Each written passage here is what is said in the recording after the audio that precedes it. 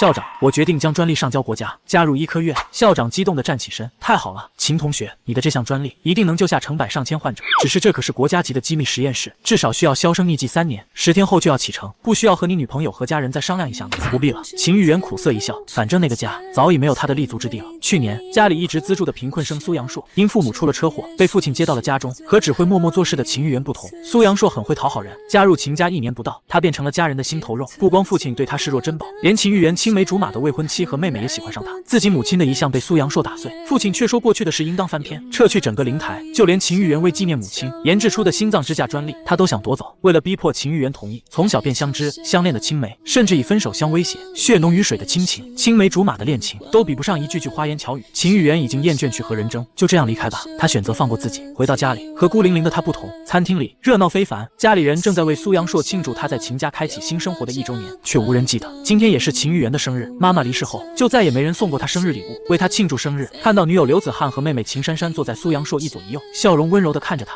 为他送上礼物。秦玉元冷漠的脸上没有一丝一毫的情绪波动。他刚经过餐厅，父亲秦志刚便叫住了他：“我让你去和校长说，把专利转让给杨硕，你做了吗？”秦玉元摇了摇头，专利已经不是我的了。其他人听完都以为秦玉元已经妥协，刘子翰更是激动地抱住了苏阳硕：“太好了，这可是国家级专利，有了这个，你以后升学和工作都不成问题了，恭喜你！”秦玉元冷眼旁观，刚要转身走人，苏阳硕切了一块芒果蛋糕，端到秦玉元的面前：“玉元哥，谢谢你为我做的一切，这是给你的。”背对众人时，苏阳硕摘下乖巧面具，满脸挑衅，这是胜利者的姿态。秦玉元冷着脸拿走。苏阳硕前天和他一起拿过体检报告，其他人不知道他芒果过敏，唯独苏阳硕心知肚明。玉元，你对他发什么脾气？是我让你把专利送给他的，你有气冲着我来？刘子翰站起身，冷漠地盯着秦玉元。苏阳硕抹着眼泪，声音发抖：“姐姐，你别责怪玉元哥，要怪就怪我吧。这个家里本来也没有一样东西是属于我的。我知道玉元哥一直都嫌我的东西脏，对不起玉元哥，你要是不喜欢我，我今天就可以搬走。我真的不想当寄生虫，我只是想报答秦叔叔的恩情。对不起，杨硕哥，这里就是你的家，谁赶你走，我第一个不答应。”秦珊珊马上拉住他，秦志刚也愤然摔了筷子。大伙都开开心心的，你一回来就闹得都不开心，你什么时候能懂点事？我秦志刚怎么生出你这种心胸狭窄、不懂规矩的种？马上把蛋糕吃了，给杨硕道歉。看着自己亲生父亲眼中厌恶的目光，即便早已决定离开这个吃人的家，秦玉元的手仍不自觉地发抖，心脏犹如被一只大手狠狠攥紧。他从牙缝里挤出声音：“我若不呢？”却没想到这话刚出，一记耳光便落在了他的脸上。接着秦志刚一怒之下，竟伸手抓住那块蛋糕，塞进他的嘴中。事发突然，还不等秦玉元反应过来，便觉嘴唇麻木，呼吸困难，双腿一软，竟栽倒在地。苏阳硕故作紧张道：“玉元哥，你怎么了？用不用我帮你叫救护车？”“不必管他，他在那儿装呢，我们继续。”耳畔声音嘈乱无章，秦玉元几乎是爬着回到卧室，打开抽屉，取药送进嘴里，用最后的力气打完急救电话。他神情麻木，空洞地盯着天花板。快了，还有10天，他就能离开这个冰冷的家，离开这群烂透了的人，去一个谁也不知道的地方。形同陌路的血亲，虚情假意的恋人，他全都不要了。不知何时，秦玉元昏睡了过去。昏昏沉沉中，他做了一个梦，梦到了初中时，他的文章登上了医学杂志。他兴高采烈地将杂志带回家，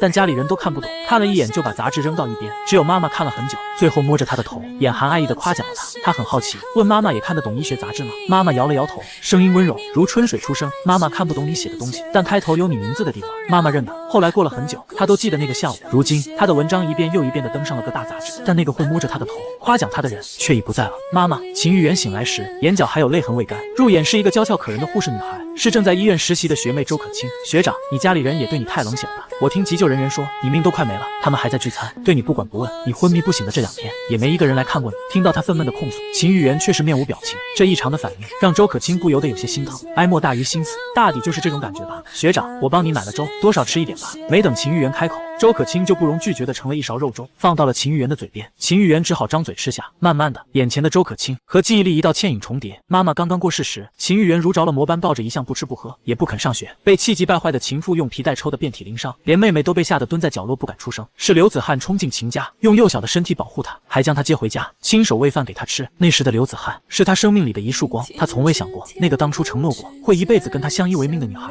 会爱上别人。秦玉元，他是什么人？一声冰冷的声音让秦玉元回过了神。刘子翰站在病房门口，脸色难看。爱上苏阳硕后，他本已下决心结束跟秦玉元的感情，然而此时见到周可清温柔地为他喝粥，刘子翰心里还是无端地抽痛了一下，仿佛有什么本该属于他的东西被人强行夺走了。周可清正想解释，刘子翰二话不说就冲了过来，一巴掌将粥打翻，瓷碗破碎，碎片四溅。秦玉元无法躲避，胳膊被划伤长长的一道，刹那鲜血淋漓，疼得秦玉元打了个寒战。可刘子翰却始终未看他一眼，他阴郁的目光死死盯着周可清，毫不客气的命令：“滚出去！”这副语气仿佛秦玉玉媛只是独属于他的玩具，不准别人碰一下。可这时他接了一个电话，面色大变。杨硕过于自责，抑郁症发作，吞药自杀了。我得去陪他洗胃，之后再来看你，好吗？这句话没有一丝询问的意味，只是通知秦玉媛他要走了。秦玉媛捂着流血的手臂，看着他绝情的脸，惨然一笑。好啊，有什么可伤心的呢？刘子翰，再有8天，你就再也不用惺惺作态了。与秦玉媛空洞的目光对视上，刘子翰的眼神有些发虚。可他想到苏阳硕也进了医院，一咬牙，还是干脆的转身离开。周可卿看得目瞪口呆，他很早就暗暗喜欢学长秦玉媛，只是听闻秦玉媛有一位青梅女友，两个人感情一直很好，才将自己的心意强压在心。曾几何时，他是那么嫉妒这个素未谋面的女人。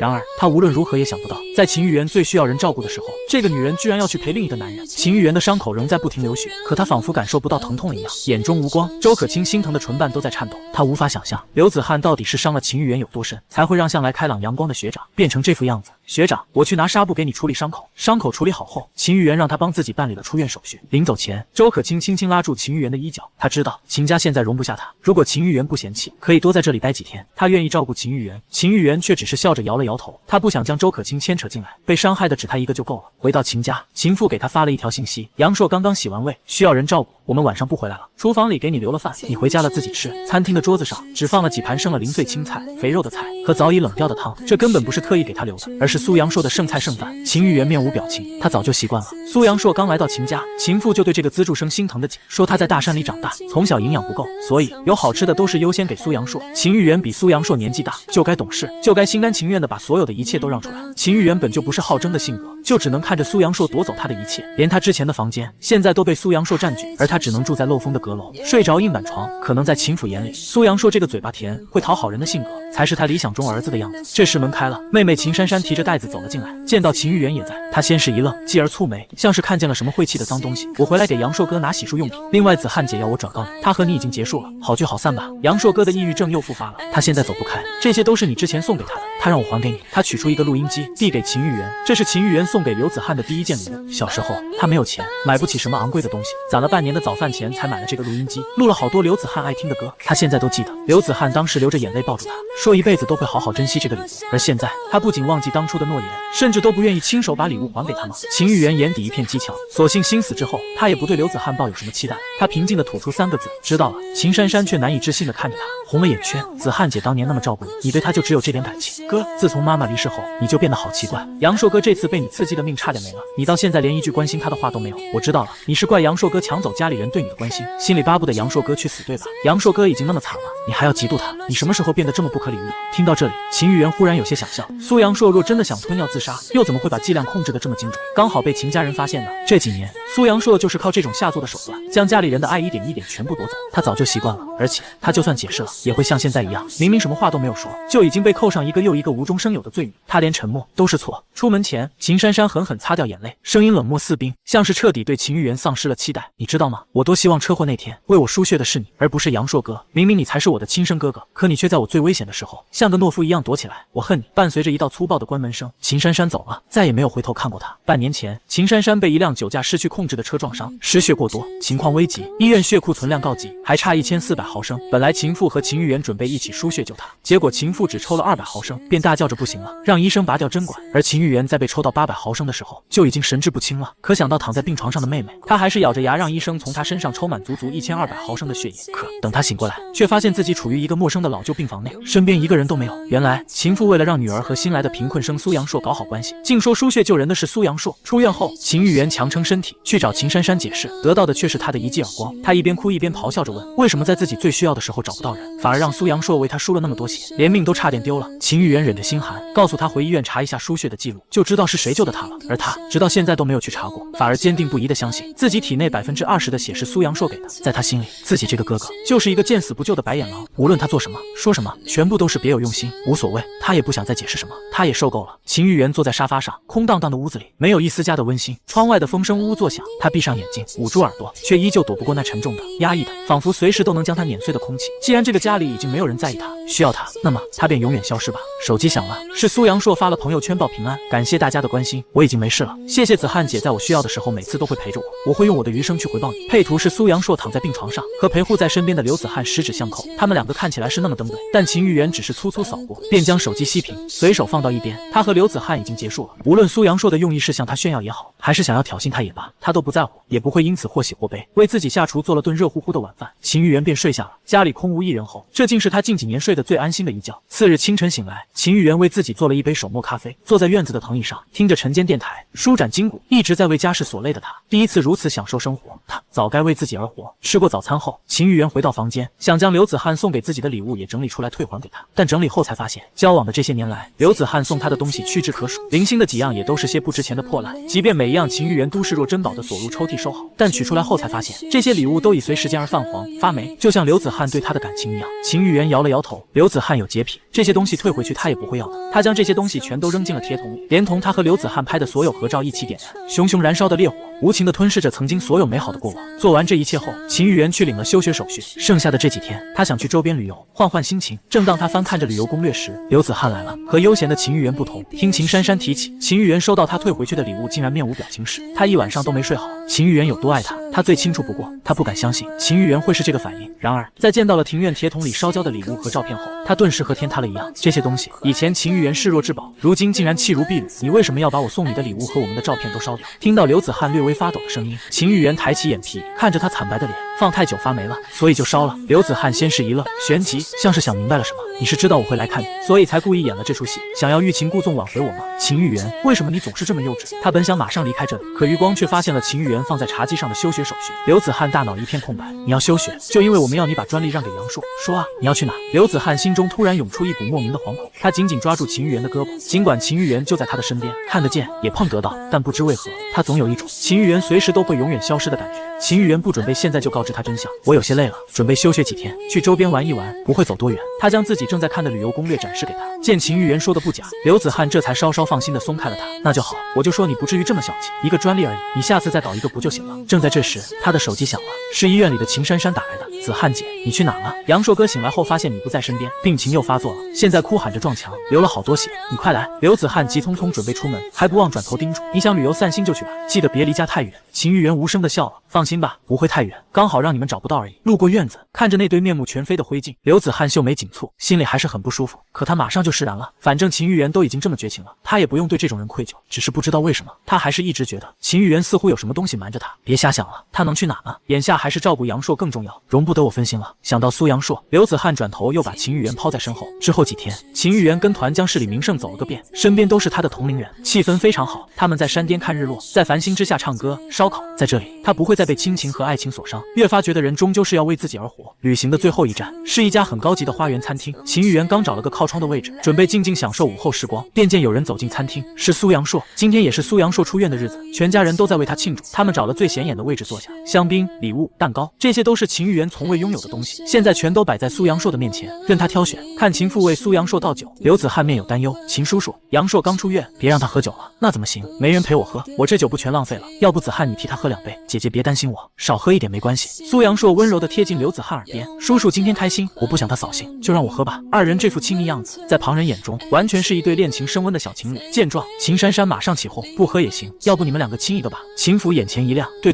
你们亲一个，我就不让杨硕喝。刘子翰的脸马上就红透了，却并没有开口拒绝，而是看了苏阳硕一眼，眸子里的魅力和微微扬起的下巴，似乎是在等待着什么。苏阳硕二话不说，马上俯下身吻住了他。刘子翰被他大胆的动作吓了一跳，本能的羞意让他有些抗拒的要推开苏阳硕，但很快他的身体就变得软绵绵的，在苏阳硕的攻势中沦陷，忍不住呼吸急促的回应起他。当初秦玉媛只是没经过他同意，轻轻亲了一下他的侧脸，他便生气的几天没和他说话。原来刘子翰从来不是个害羞的女人，他只是在和秦玉媛交往时冷得像块冰。秦玉媛有些想吐，便起身向外走去。出门时，刘子翰看到了他，吓得推开了苏阳硕。众人这才注意到，原来他在。刚出门，苏阳硕就追了上来，抓住了他的肩膀。玉媛哥，刚刚的事不是你想的那样，放手。秦玉媛皱眉，不想听他解释，但苏阳硕还是一直抓着他不放，且手掌越来越用力。你说我要是在这里摔倒，你家人会不会觉得是你推的？这句话一说完，苏阳硕便惨叫一声，很夸张的向后倒去，将餐厅的整面玻璃撞碎。秦家人闻声而来时，只见苏阳硕倒在碎玻璃中，头上血流如注，身上也满是被划出的伤口。秦玉媛，你疯了？你要杀了他吗？秦珊珊尖叫着，一把抱住了苏阳硕。秦玉媛还未说话，秦父就一巴掌扇了上来。畜生！秦玉媛倒在地上，吐出一口混着碎齿的血，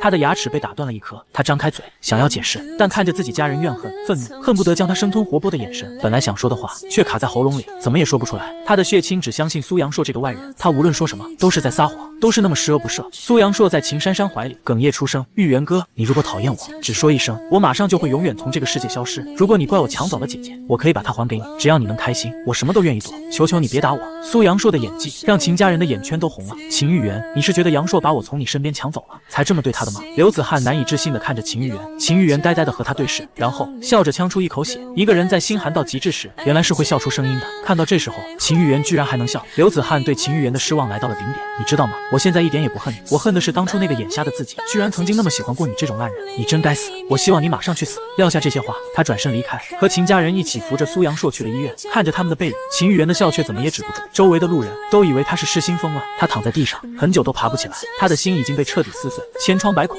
不会再感受到疼了。黑色眼眸里充盈着的不是怨恨，不是愤怒，而是麻木到极致的漠然。没有关系了，3天以后，他们就再也见不到他这个该死的人了。当他回到家时，里面的欢笑声戛然而止。所有人看向他的表情都像在说：“你怎么有脸回来？”仿佛是看到了被打断腿扔出门的狗，拖着残疾的身躯又爬了回来一样。秦玉元无视了所有人，回到阁楼这独属于他的小空间内，独自处理伤口。做完一切后，他躺在床上，呆呆地看着被墨色浸染的夜空。他想时间快点过去，他想马上脱离这个冷血的家。接下来的3天，秦家人开始热烈地准备起苏阳朔的升学宴。秦父真的很喜欢他，还宣布要去民政局正式领养他，说他比自己的亲儿子要强100倍。升学宴的当天，连秦玉元家长会都没参加过的秦父，破天荒穿上了花大价钱定制的礼服，没人来邀请秦玉元，好像所有人都忘记了家里有他这个人。临走前，苏阳朔敲开了阁楼的门，脸上再也没有平日里的乖巧怯懦。秦玉元，跪下来求我，我可以让爸爸原谅你哦。见秦玉元无动于衷，苏阳朔嘴角再也压不住了。你啊，什么都比我强，唯一不如我的地方，便是你不懂得低头去谄媚讨好身边的人，所以你就只配眼睁睁看着你的爱人、家人，甚至你的专利，全都被我抢走。我很好奇，你怎么还不去死呢？像条狗一样活着，有意思吗？苏阳朔说了很多，他不怕这些话被秦玉元传出去。秦玉元现在无论说什么都不会有人相信，直到秦珊珊来喊他，他才从这里离开，和秦家人一起去参加升学宴了。在苏阳朔走后，秦玉元从床下取出一个正在运行的录音机，轻轻按下停止录制的按钮。今天也是他离开这座城市的日子，临行前，他要让秦家人亲眼看看他们到底栽培出了怎样一朵恶之花。半个小时后，医科院的车到了，见秦玉元只带了妈妈的遗像，来人还有些诧异。我们现在就要出发了，不需要再去收拾其他行李了吗？不需要了。秦玉元抱紧遗像，摇了摇头，除了怀中的这个，他什么也不想带走。抵达机场后，秦玉元坐在候机厅，享受温暖的阳光洒在他身上，这里是他重获新生的开始。正在这时，刘子翰打来了电话，昨天他又去了那家餐厅，看了监控录像，这才知道当时是苏阳朔自己没站稳，和秦玉元无关。升学宴后，我们见一面，当时我的话太重了，我想和你道歉。对了，上次没陪你过生日，忙忘了，这次帮你补回来，礼物我买好了。他不担心秦玉元会不接受，他太了解这个男人了。以前不管他如何惹秦玉元生气，只要他撒娇，秦玉元最后都会回到他的身边，无一例外。然而这一次，秦玉元一句话也没说，这诡异的沉默让他不由心慌了起来。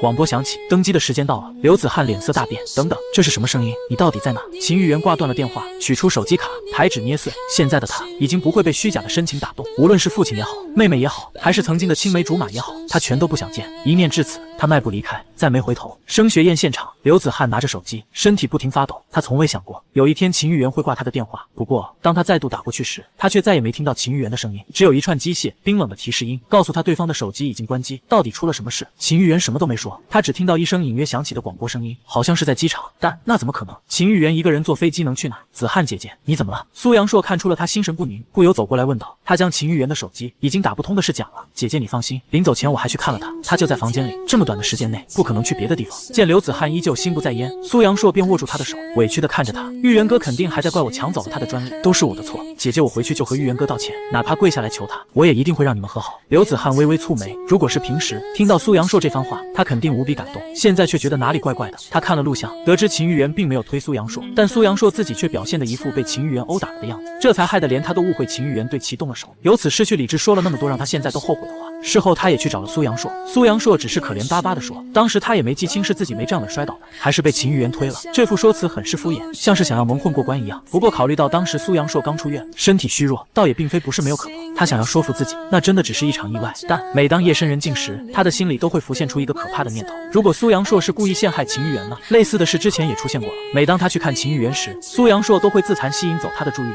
若是这一切都是苏阳朔的自导自演，每每想到这里，他便禁不住全身泛起寒意。当然，他没有将这个猜想当真。苏阳朔那么依赖他，而且还有抑郁症，看不到他会害怕到失去理智也是正常的。只是这时见苏阳硕握着他的手，他还是不经意间将手抽了出来，对其挤出一个笑容。我还是放心不下他，你们继续吧，我要回去看看他在不在家，我怕他出什么事情。得知刘子翰要走，秦珊珊也过来挽留，等升学宴办完了再走吧。他一个人在家能出什么事？我看他是故意弄出动静，要吸引你注意，目的就是毁了杨硕哥的升学宴。秦父也点了点头，咬牙切齿，那混蛋干得出来这种事，不用管他。看到这父女二人态度如此冷漠，居然无一人关心秦玉媛的处境，刘子翰有些难以置信。猛然间，他回想起了从小时候起，秦玉媛在这个家里就没有得到过什么宠爱，从始至终，他的世界里便只有他，而他却渐渐忘记了这一点，甚至还一气之下说出希望他去死的话。我到底都做了什么？刘子翰倒退了几步，不再理会秦家人的挽留，向酒店外跑去。姐姐别走！苏阳硕突然爆发的嘶吼像玻璃碎片划破宴会厅的喧嚣。为了留住刘子翰，他踉跄着撞向雕花桌角，磕得头破血流，遂此片刺进掌心。他却固执地朝着刘子翰离去的方向伸出手，人群潮水般退开，唯有血珠滴落的声响清晰可闻。刘子翰的细高跟在地砖上磨出尖锐的颤音，他回头时正对上苏阳硕被血污浸透的眼睛，那双总是噙着三分笑意的桃花眼此刻充斥泪水，睫毛沾着粘稠的血，发白的嘴唇执拗地重复破碎的一语：姐姐别离开我，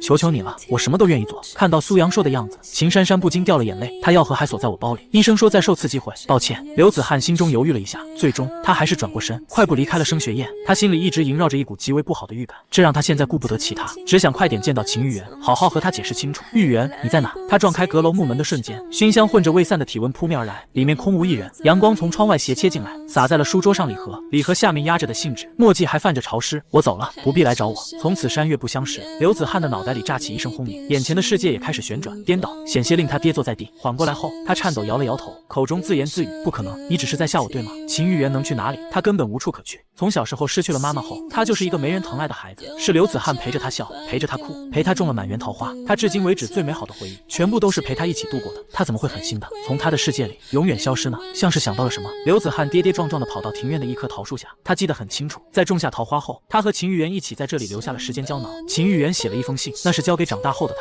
他在信里说，刘子翰是他一生都会珍惜的女孩，长大后的他一定会娶她为妻，一生一世呵护她，绝不离开她的身边。他折了桃花枝，编了一枚戒指，他要等自己长大后亲自为刘子翰戴上。刘子翰的泪水不停往下落，他用手不停地挖开泥土，哪怕指甲被磨断出血，也丝毫没有停下。当那个沾满泥浆的溪河终于重见天日，刘子翰的脸上终于露出了笑容。他打开胶囊后，脸上的笑容瞬间凝固，里面淌着尚未冷却的灰烬，焦黑的信纸残片上依稀可见永结同心的篆体水印。刘子翰颤抖地捧起一团余烬，怔怔看着半枚桃花戒指从指缝滑落，金丝缠绕的枝条上还挂着被火焰掠过的胶痕。他捂住胸口，但闷热的空气还是令他吸不上气。这一刻，刘子翰才清楚地意识到，秦玉媛真的走了。他永远失去了秦玉媛，真正想要离开的人，只会在某个寻常的清晨，裹上一件外套，推开大门，便再也没有回来，像是一片被风卷走的枯叶，无需道别，连一声再见都是浪费。刘子翰捂住脸，大哭出声。他早该想到的，明明他早有预感。从看到秦玉媛烧毁他们所有的照片起，那天的他虽然和往常一样坐在庭院里，但眼睛中却空洞的没有一丝光。如果那时候他能和秦玉媛好好聊聊，事情也许就不会变成现在这样。不，又或许从他助纣为虐，同秦家人一起逼迫秦玉媛将专利让出来的那一刻，秦玉媛的心就已经死了。这是一次又一次的失望后才会有的心如死灰。不行，我要找他回来。刘子翰突然踉跄地站起来，玻璃映出他支离破碎的影子，连被桃枝划伤皮肉都浑然不觉。等他回到客厅里时，刚好和赶回来的秦家人撞上。得知秦玉媛已经离开后，秦府只是冷哼一声，离家出走，倒学会演苦情戏了，不必管。等他饿成野狗，自然知道回家啃骨头，早该让他滚了。秦珊珊拍手叫好，都是他害的，杨硕哥的病才会变得这么严重。苏阳硕上前一步，姐姐，我陪你去找。他指尖刚触到刘子翰的手，就被他眼底的寒意冻住。刘子翰什么话也没说，便离开了秦家。引擎轰鸣声中，后视镜里秦家大宅仿佛扭曲成狰狞的怪兽，正吐出猩红的舌头嘲弄他的仓皇。他到了机场大厅，不断滚动的电子屏刺得他眼底生疼。他看了这里每个人的脸，机械地数着航班信息，每块屏幕都在播放他们曾经的美好过往。直到保安拦住这个披头散发如同发疯的女人，他才惊觉自己正站在候机厅大喊玉媛，声音沙哑的像生锈的刀片划过玻璃。一无所获后，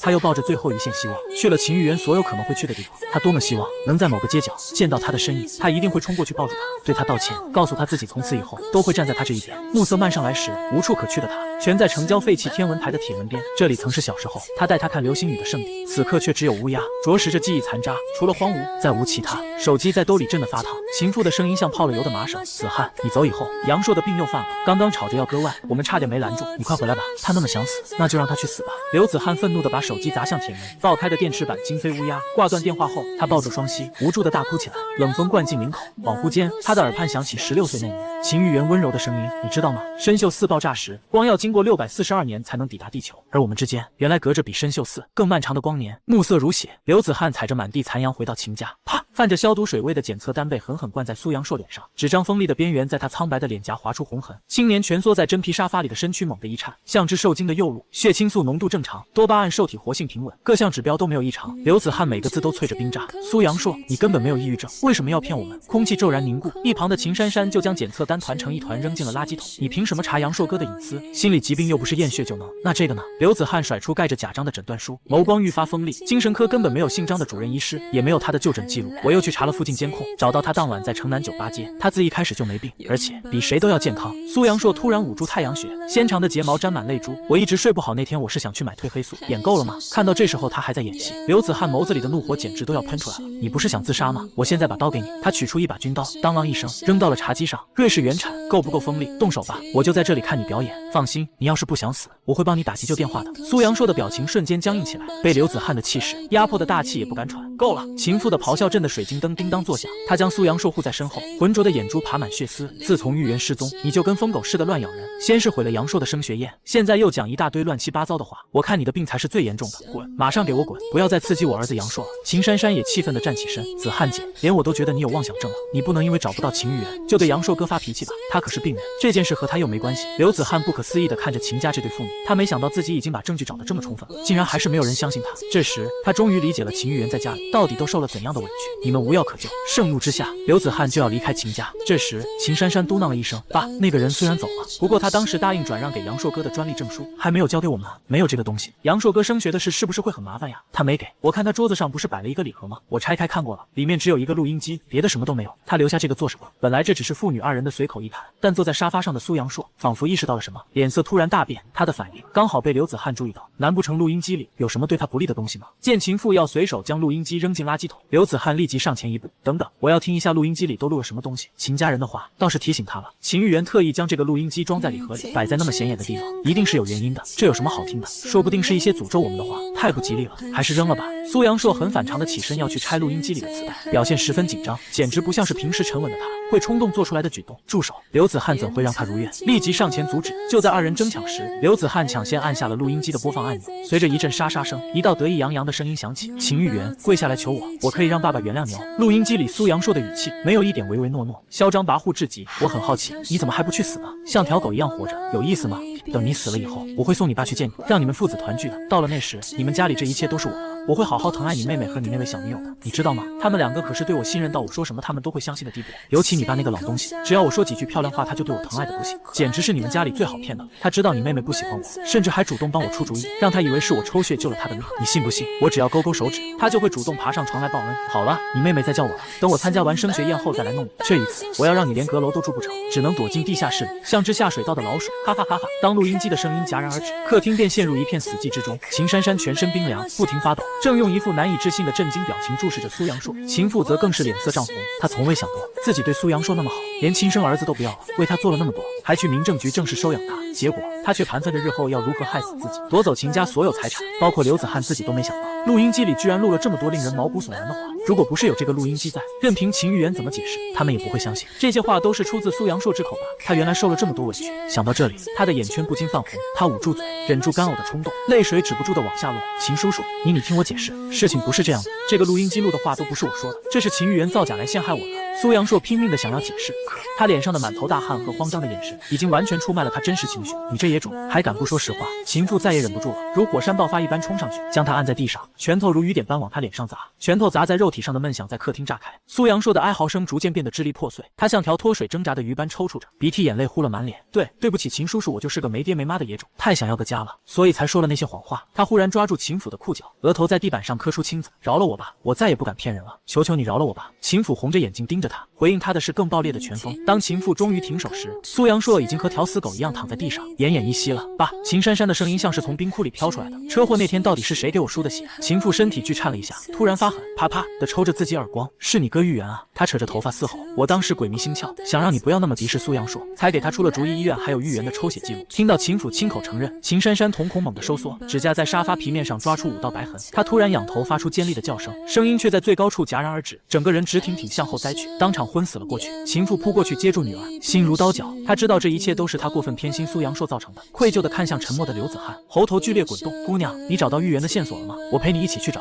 哪怕磕头，我也要求他回来，好好补偿他。闻言，刘子翰的美眸里尽是麻木，没有吭声。他死死攥着拳头，指甲镶嵌进肉里，将手心攥得鲜血淋漓。可他却好似毫未察觉，任由手掌不断渗血。这点痛哪里比得上秦玉媛在被最亲近的人伤害时，秦玉媛感受到的疼痛，应当是千刀万剐一般吧。秦叔叔，他声音轻得像要散在风里，他不会回来了。正当时，粗暴的砸门声打破寂静，一群文龙刺虎、满脸横肉的彪形大汉大步闯了进来。他们开口后，众人才知道苏阳硕还有毒瘾。为了玩牌，苏阳硕去地下钱庄借了几十万的高利贷，到现在算上利息都已经滚到了上百万。几位大哥，我和这兔崽子没关系，你们要钱找他吧，我可以把他交给你们。秦父吓得脸色惨白，跪在了地上。这小子昨天和我讲，你不是已经正式收养他了吗？那他就是你的儿子，你赖不掉，子债父还，天经地义。为首的光头甩出一张借据，扔到秦府面前，连本带利187万，下月15见不到钱，剁你们父子的手。话音甫落，他挥动砍刀，猛地劈在茶几上，咔嚓一声，玻璃飞溅。随他发号施令，鲜红的油漆泼得满屋都是。秦父瘫坐在满地狼藉里，看着油漆顺着家和万事兴的十字绣往下淌，捂脸大哭。这是他过世的妻子亲手缝的。20年前，妻子抱着刚出生的儿子，曾笑着说要把这幅刺绣传给长孙。刘子翰赶紧打电话叫救护车。秦父的呜咽声混着苏阳硕时断时续的哀叫，在泼满猩红油漆的客厅里宛如一片地狱秽土。属于秦家真正的磨难才刚刚开始。医科院西侧草坪的一棵银杏树旁，秦玉媛找了个暖和的位置坐下。实验室消毒水的气味仍在鼻腔萦绕，他解开领扣，呼吸着外面的新鲜空气，将碎成渣的全麦面包撒向灰白相间的鸽群。来到医科院已经3个月了。进入实验室后，他经常一待便是一天，口袋里的门禁卡仿佛都要在白大褂上烙印出痕迹。如此的忙碌，一般人是受不住的。可对经历了那么多困难的秦玉媛而言，还算不上什么。在实验室的新药研发小组里，和他搭档的成员都是当今医学领域最杰出的大师，亦或者是医学界的泰斗。虽然他目前只是在实验室做助手，但在这短短的3个月内，他学到的东西却已比他这20余年学到的都要多了。至今他的枕头旁边还有沾着药渍的手写笔记，密密麻麻，快记满了1整本。今日突然给他放了半天假，他反而不知道去哪。若非要说有什么地方不适应，那也许就是菜系口味上了。不过最近几日，不知道是不是换了厨师，送过来的饭菜味道变得清淡了很多，很对他的胃口。不知何时，秦玉媛眯着眼睛睡着了。几个小时后，他被暮色降临时的凉风惊醒，后颈沾着的草籽随起身动作簌簌而落。白大褂左襟残留着面包屑与鸽羽。为了不浪费时间，他们实验室里所有人吃的饭都是食堂派人送过来的。今天放假，他便准备自己去食堂打饭。不过在下筷子后，他却呆了一下，浓重的花椒味灼烧着舌根。明明菜系是一样的，但这味道和他昨天吃的清润口感完全不同。难道之前做菜的厨师又回来了？他便放下筷子，漫步从后门来到厨房里。刚一进去，就见到一道熟悉的倩影，正裹着围裙，在案板前认真的切菜。八角茴香的新列中，少女挽起的青丝垂下一缕，随切菜节奏在锁骨上清扫。围裙系带在腰间勒出伶仃的弧度，卷起的袖口露出半截淡粉疤痕，那是几天前煮汤时烫到的。他都走到了近前，少女都没有察觉，直到他轻轻开口，唤了一声小周。冬瓜片应声歪起，周可清转身时，粘着葱末的厨刀当啷掉进水时，他显然没想到秦玉媛会找到这里，一张脸很快涨得通红。张叔，不是说好帮我保密吗？被唤作张叔的厨师摆了摆手，我可什么都没说，你怎么会在这里？秦玉媛不可思议的开口，医科院可不是什么人都能进来的，更别说还是直接到厨房了。你不知道吗？可清是我们医科院老院长的宝贝孙女，她是从小在大院里长大的，这里和她家一样。张叔搅动汤锅，眯眼笑道，他是听说你到了医科院，怕你吃不惯我们北方的口味，这才偷偷跟过来，不惜在这里帮厨，也要帮你改善一下伙食。这小丫头还说你的胃寒，连老院长珍藏的百年陈皮都偷来给你煲汤了。别说了，张叔。周可清此时已经羞得耳根子都红了，说话时还将被烫伤的手臂往身后藏，小心翼翼的样子既娇俏可爱，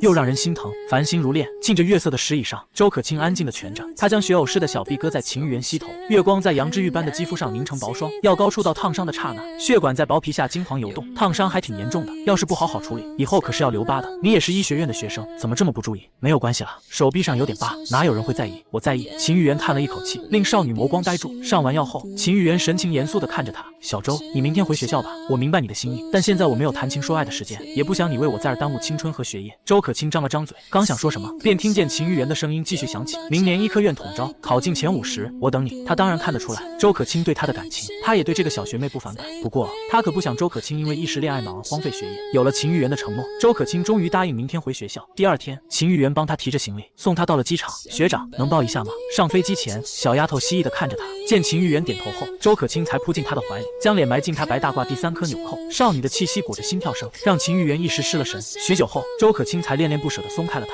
直到目送着飞机冲入云霄，秦玉媛指尖仿佛还残留着少女发烧的温度。来年玉兰抽芽时，新药研发迎来关键进展。庆功宴的残酒上温，秦玉媛却在实验楼前被定住脚步。刘子翰裹着褪色的淡紫色风衣，像株被抽干水分的鸢尾处在春寒里。阔别1年不见，刘子翰憔悴了许多。在见到秦玉媛后，他灰暗的眼底倏然蹦出星火。惊喜到颤抖的玉媛2字刚溢出唇畔，就被那人后撤半步的动作凝冻成冰。别碰我！秦玉媛甩开的手在面前划过，筑起无形的玻璃幕墙。刘子翰的心都快碎了，他不停摇头，死咬着下唇，不让泪珠滚落，泪水在眸子里打转。你就这么讨厌我吗？我不是来打扰你的，我只是想来看看你啊，你能不能陪我说说话？他多想告诉秦玉媛，他有多想她。在秦玉媛不在的这段时间，他每天都在恨自己，他多想剖开胸膛给她看，看那些在悔恨里疯长的荆棘如何刺穿脏腑。然而，再对上秦玉媛冷漠的黑色眸子，他心中所有的话都被卡在了喉咙里，一句也说不上来。银杏星夜簌簌摇落于2人之间，恍如隔了一场10年未化的雪。回吧，我不想见到你。秦玉媛转身，别走。刘子翰徒劳地抓向虚空，指尖只握住刺骨的穿堂风。保安沉默如戒杯横亘而来，他隔着泪帘望见那人背影消失，仿佛看着最后一捧流沙从指缝消失。隔了300多个日夜的他，好不容易找到秦玉媛，却再一次失去了她。气温快要在空气中凝结出冰霜，直到唇齿间漫开铁锈味，他才惊觉咬破了下唇。为了这场重逢，他踏碎12个月的晨昏，几乎找遍了城市的每一个角落，将学业完全荒废。校长不忍看曾是尖子生的刘子翰浑浑噩噩下去，这才将秦玉媛的下落告知了他。得到情报后，他马上订了来这里的飞机票，一路上风尘仆仆，连口水都没顾得上喝。他只想快点见到那个让他魂牵梦绕的人。然而，在重新遇到秦玉媛后，他发现了一个残忍的事实：秦玉媛早已不是他记忆中的那个会无限包容、温柔待他的青梅竹马。他竭尽全力也无法从对方冰冷的黑色眸子里找到一丝一毫的情愫。他们就像山和月一般，隔着永恒的距离，只能两两相望，不可触碰。他宁愿秦玉媛恨他、骂他，也不想看到这样对他形同陌路的秦玉媛。另一边，回去以后的秦玉媛，内心也无论如何都平静不下来。他确认自己对刘子翰早已没有了感情，可是再度看到他出现在自己面前，听到他绝望的哭喊，哪怕秦玉媛表现得再过绝情，也终究无法和机器一样，让心境始终平和如水。小时候，在秦玉媛失去了妈妈后，是刘子翰牵着她的手，带她走出了那个黑暗冰冷的世界。刘子翰曾是他生命里最温暖的光，也是将他伤得最深的刀。放下2字，谈何容易？实验室的荧光屏亮如白昼，烧杯里沸腾的液体映出秦玉媛紧抿的唇角，玻璃器皿突然在掌心炸裂，飞溅的碎片划开旧伤。那个曾牵着他走出至暗时刻的女孩，此刻仿若正用更锋利的刃将愈合的痂重新撕开。隔日，警卫告诉他，刘子翰还在门口等他，这期间什么也不吃，无论怎么劝都不肯走，仿佛不见到秦玉媛，他就要在门口一直等到死。暴雨倾盆的第3夜，警卫推开寝室的门，那姑娘还在，我递伞，她也不要，这样下去她会死的。医科院门口，积水漫过刘子翰的脚踝，褪色风衣吸饱雨水，沉甸甸坠着他单薄的身躯。连续这么多天不吃不喝不眠，他的状态差到仿佛随时都会倒下，再也站不起来。就在他的视线变得模糊，身躯也摇摇欲坠时，黑色伞面忽然遮住滂沱雨幕。你终于来了！温暖大衣裹住他的瞬间，积攒了3日的泪决堤而出。他扑腾一声跌跪在秦玉媛的腿边，终于舍弃了所有的自尊和骄傲，在暴雨之中大哭出声：玉媛，求求你和我回家吧，没有你我快要活不下去了，只要你能回来，我什么都愿意做。秦玉媛半跪下来，用指尖拭去他脸上泪水，他声音轻得像叹息：谢谢你曾把我带回家，陪我度过那个难熬的冬夜，这是最后一次见面了，别让我讨厌你，可以吗？我不值得你这么做。刘子翰怔怔望着他，原来最痛的告别不是声嘶力竭，而是他为你拭泪时，眼底却映着后会无期。我们真的没有可能了吗？刘子翰还不想就这么放弃。秦玉媛并没有回答，但是他的沉默已经给出了答案。他并不是无法回绝他，而是不知道要怎样道别才能不伤害他。这份沉默是秦玉媛对他最后的温柔了。我懂了。刘子翰垂下头，终于放弃了。秦玉媛扶起了他，从白大褂的口袋里取出一个磁带。刘子翰一眼就认出了，这是秦玉媛曾送他的第一份礼物，里面录了他最喜欢的歌。而他却因为喜欢上苏明硕，为了彻底斩断和秦玉媛之间的感情，而将这个磁带连同录音机一起还给了秦玉媛。这是他做过最后悔的事。后来他从录音机里找不到这个磁带，原本以为磁带早就被秦玉媛和其他东西一起烧成灰烬，不曾想秦玉媛居然一直将它带在身边。我本该烧掉的，但那样一来就再也没有一样东西证明我曾爱过你了。秦玉媛将磁带塞进他的口袋里，这一次别再把它弄丢了。刘子翰一把抱住了秦玉媛，不停地点头，口中嗫嚅着谢谢你把它留给我。秦玉媛也抱了他，这是最后一次了。雨夜里，2个潮湿的灵魂终于学会用无声为往事收敛。第2日，当刘子翰坐在飞机，看着窗外的3万英尺高空，手指反复抹撒衣袋里的旧录音带，这是他此生最珍贵的宝物。朝阳刺破云层，透过窗户洒在他的脸上，他终于能安然地睡去了。回去以后，他并没有把秦玉媛的下落告诉情妇，哪怕对方每隔一段时间都会来问他。苏阳硕虽然被打了个半死，还被情妇赶出了门，但名义上他还是情妇收养的儿子。他就如肤骨之躯，无论怎样都摆脱不掉。一次，为了还赌债，被逼到走投无路的苏阳朔偷偷从窗户翻进秦家，想偷房产证出去变卖，结果还没跑出去就被情妇抓到。二人在争抢时，苏阳朔失手将情妇推倒，情妇的头重重磕在桌角，倒下以后便再也没有爬起来。苏阳朔发现情妇没了气后，吓得偷了秦家的车，想要连夜逃走，但在行夜路时，因为心神不宁，把车开进了河里，在水里泡了2天，才被附近的钓鱼佬发现。秦珊珊看到父亲死后，苏阳朔也不知去向，精神便彻底崩溃，冲向了马路上一辆高速行驶的卡车，自我了结了生命。3年后，实验室的新药终于研究成功，这种新药会对阿兹海默症具有显著的疗效，在医学界掀起惊涛骇浪。新药发布会的现场，秦玉元并没有去。如今的秦玉元已经正式成为医科院最年轻的院士，也拥有了自己的团队，拿到了国家级的奖项。他在这一日和相恋2年的周可卿举行了露天婚礼，他们在众人的祝福和漫天的花瓣中相拥相吻。而在婚礼的不远处，有一道身影正痴痴地看着秦玉元，许久后才黯然离开。2年后，周可卿生下一对龙凤胎，在孩子的百日宴上，有人送来礼物，是一对纯金的长命锁和翠绿透亮的翡翠手镯。山岳集团总裁周可卿看了名帖，有些受宠若惊。山岳集团是去年才兴起的商业新星，听说总裁还是个年轻的女生，短短几年就在商场打拼出了自己的美妆品牌。我们什么时候认识这种大人物？秦玉元抱住妻子，对送来礼物的人温声连道：“回去替我谢谢他。”现在的秦玉元非常幸福，他希望那个女孩也一样。